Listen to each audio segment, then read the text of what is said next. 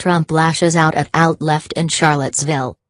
President Donald Trump lashed out today over criticism of his initial statement about the Charlottesville, Virginia, violence over the weekend in a confrontational press conference at Trump Tower in New York.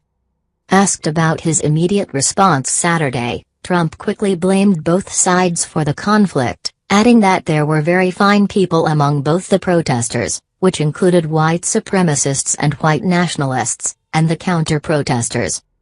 "I think there is blame on both sides. You look at both sides. I think there is blame on both sides," Trump said today.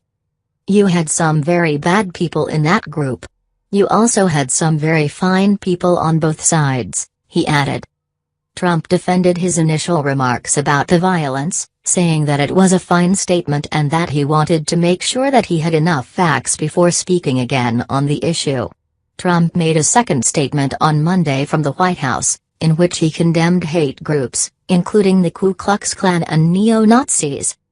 "Before I make a statement, I need the facts, so I don't want to rush into a statement. So making the statement when I made it was excellent," he said today. Trump's remarks about the melee in Charlottesville. The state of the white supremacy and neo-Nazi groups in the U.S.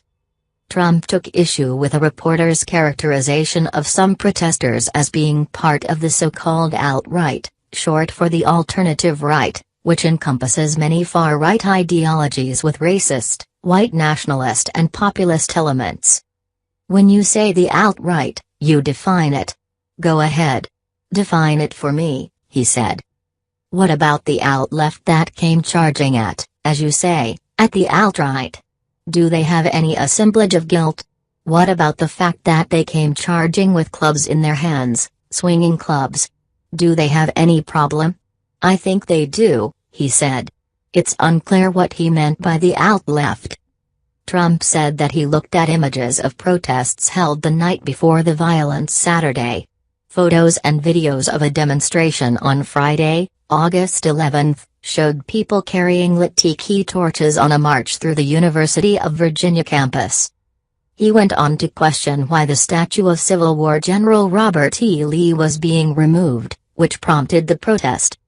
"You had people in that group that were there to protest the taking down of, to them, a very, very important statue and the renaming of a park from Robert E. Lee to another name," he said.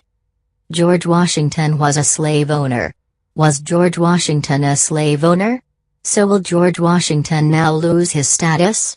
Are we going to take down, excuse me," Trump said, cutting off a reporter who tried to interject. "Are we going to take down statues to George Washington? How about Thomas Jefferson? What do you think of Thomas Jefferson? You like him? Good. Are we going to take down his statue? He was a major slave owner."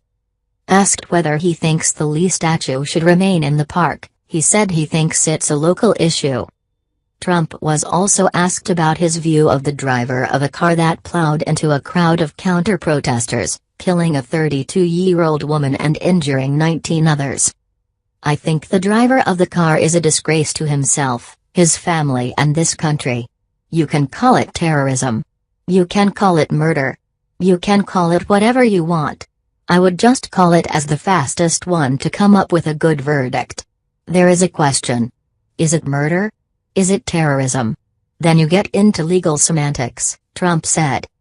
At one point during the press conference, he said that he didn't know David Duke was there, at the protest.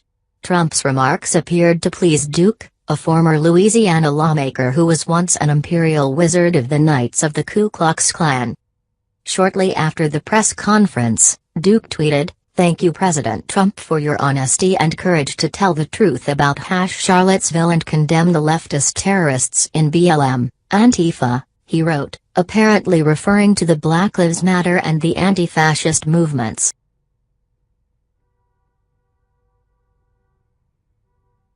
Firestorm over President Trump's press conference is growing. More protests erupting at Trump Tower overnight. And Robin, the comments sparking so much backlash. President Trump saying both sides of the protesters at that Charlottesville rally were to blame for the conflict, and also saying there were, quote, very fine people in both groups. And also this morning, the movement to take down Confederate statues and monuments across the country is growing, and more of them came down yesterday in Baltimore. Both Republicans and Democrats this morning calling out the president, saying this is not about sharing blame, that parsing the blame is actually a victory for the white supremacists. The president also now losing the backing of business leaders. 6 executives have now resigned from Trump's manufacturing council over his comments about Charlottesville. Our coverage begins with ABC's Mary Bruce, who was there at that press conference at Trump Tower. She's back there this morning for us. Mary, good morning. Good morning, David. The president wasn't even supposed to take questions, but he surprised even his own staff by launching into an adamant defense of his response to the violence in Charlottesville. Gone was the more measured tone the president took earlier this week. Instead, he was back to his defiant self. It was billed as a statement on infrastructure, but turned into one of the most contentious press conferences of Trump's presidency. The president doubling down, furiously defending his decision to wait 48 hours after the violence in Charlottesville to call out the white supremacists by name. Why did you wait so long to last neo-Nazi? I didn't wait long. I wanted to make sure, unlike most politicians, that what I said was correct. Not make a quick statement. The statement I made on Saturday, the first statement, was a fine statement. But you don't make statements that direct unless you know the fact. It takes a little while to get the facts. 3 days after those hate-fueled protests, the president was back to blaming both sides. You had some very bad people in that group, but you also had people that were very fine people on both sides. Defending those gathered to speak out against the removal of a statue of Robert E. Lee. I've condemned neo-Nazis. I've condemned many different groups, but not all of those people were neo-Nazis, believe me. Not all of those people were white supremacists by any stretch. Those people were also there because they wanted to protest the taking down of a statue, Robert E. Lee. This week it's Robert E. Lee. I noticed that Stonewall Jackson's coming down. I wonder, is it George Washington next week? And he used a new name to label the counter-protesters. What about the alt-left that came charging at the, as you say, the alt-right? Do they have any semblance of guilt? This is let me ask you this. What about the fact they came charging with clubs in their hands, swinging clubs? Do they have any problem? I think they do. Wait a minute. I'm not finished. Fake news. That was a horrible day. I watched those very closely, much more closely than you people watched it. And you have you had a group on one side that was bad, and you had a group on the other side that was also very violent.